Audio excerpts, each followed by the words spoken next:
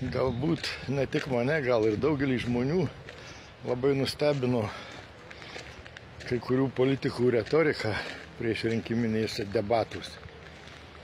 Ypač mūsų prezidento Nausėdos, kai kitą kandidatą apkaltina ryšiai su Rusija, dirbant Rusijai, tarnaujant Rusijai. Tai yra, aš jau nekalbu apie visišką parsidavusį idiotą Karbauskį ir ten kitus Tapkinus, Ramanauskus, ten iš jų galima visko tikėtis.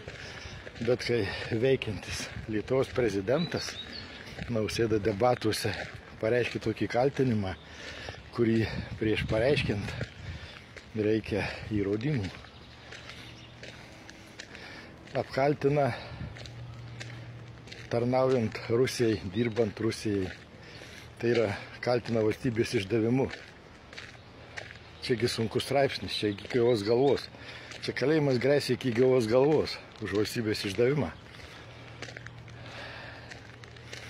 Ir pareiškia tokius kaltinimus. Tokie kaltinimai labai daug ką reiškia.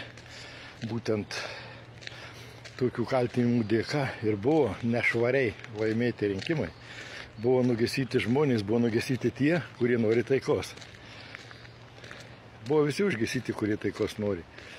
Didžiausias taikos nešėjas ir didžiulę įtaką turintis taikai buvo generolas Tutkus. Tai jam neleido net parašų surinkti. Visi, manau, daug kas, kurie bandė parašą elektroninį siūsti, tai visi metė klaidas, meta klaidą. Pasirašyk už kitą kandidatą, ypač už Nausėdą, Šimonytę, klaidos nemeta, už Tutkų meta klaidą ir neduoda pasirašyti. Žmonės, kurie nori taikos, visi buvo užgesyti ir apkaltinti tarnystę Rusijai.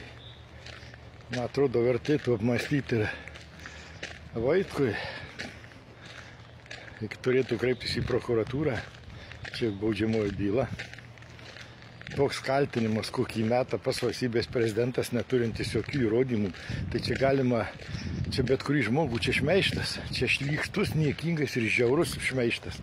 Šmeižtas būtent, kurio dėka Nausėda su Šimonyte ir surinko daugiau balsų.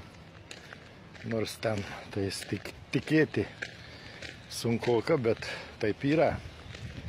Ir tai buvo padaryta labai nešvariai. Manau, turėtų susidomėtų kai kurios tarnybos arba patys kandidatai sudomint tarnybas, kad prezidentas mėtosi tokiais kaltinimais.